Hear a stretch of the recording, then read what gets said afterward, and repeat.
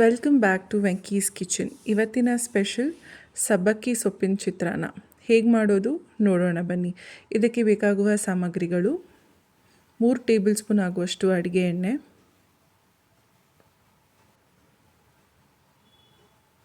1/4 spoon ಆಗುವಷ್ಟು ಸಾಸಿವೆ, 1/4 table spoon ಆಗುವಷ್ಟು ಜೀರಿಗೆ, 1 ಟೇಬಲ್ ಸ್ಪೂನ್ ಕಡಲೆಬೇಳೆ, 3/4 ಟೇಬಲ್ ಸ್ಪೂನ್ ಅಷ್ಟು ಉದ್ದಿನಬೇಳೆ, 1 ಸ್ಪೂನ್ ಉಪ್ಪು, 7 ರಿಂದ 8 ಕರಿಬೇವಿನ ಹೆಸರು. ನಾನಿಲ್ಲಿ 3 ಬೆಳ್ಳುಳ್ಳಿ ತೊಗೊಂಡಿದ್ದೀನಿ, ಅದನ್ನು ಜಜ್ಜಿ ಇಟ್ಕೊಂಡಿದ್ದೀನಿ.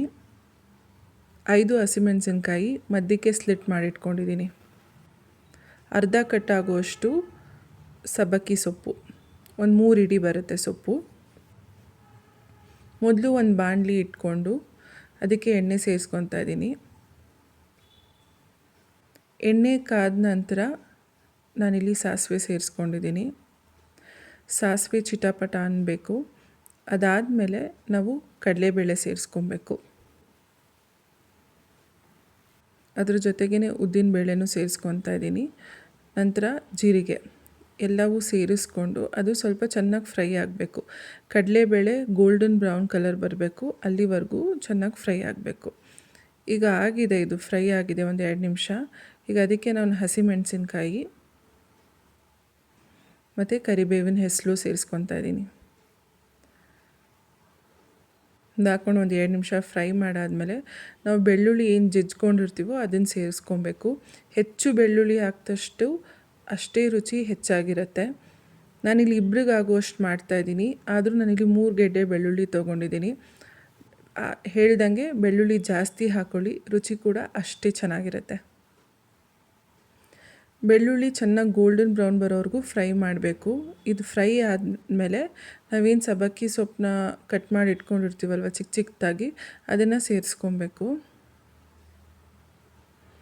ಸಬ್ಬಕ್ಕಿ ಸೊಪ್ಪು ಹಾಕಿದ್ಮೇಲೆ ಒಂದು 3 ರಿಂದ 4 ನಿಮಿಷ ಚೆನ್ನಾಗಿ ಫ್ರೈ ಮಾಡ್ಕೊಬೇಕು. ತುಂಬ ಏನು ಬೇಯಿಸೋ ಅವಶ್ಯಕತೆ ಇಲ್ಲ, ಬಿಕಾಸ್ ಇದು ಎಲ್ಲ ಚಿಕ್ಕ ಚಿಕ್ಕದಾಗಿ ಕಟ್ ಮಾಡಿರೋದ್ರಿಂದ ಬೇಗ ಬೆಂದೋಗುತ್ತೆ. ಈಗ ಕೊನೆಯಲ್ಲಿ ಉಪ್ಪನ್ನು ಸೇರಿಸ್ಕೊತಾ ಇದ್ದೀನಿ. ಉಪ್ಪನ್ನು ಸೇರಿಸ್ಕೊಂಡು ಒಂದು ಫ್ರೈ ಮಾಡಿ ಸ್ಟಿರ್ ಥರ ಕೊಟ್ಟಾದಮೇಲೆ ಅದು ಗೊಜ್ಜು ರೆಡಿಯಾಗಿರುತ್ತೆ.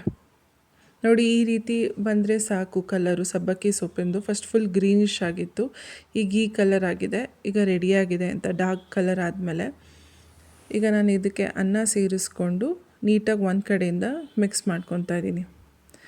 ಎಷ್ಟು ಸಿಂಪಲ್ ಇಂಗ್ರೀಡಿಯೆಂಟ್ಸ್ ಯೂಸ್ ಮಾಡ್ತೀವೋ ಅಷ್ಟೇ ಚೆನ್ನಾಗಿರುತ್ತೆ.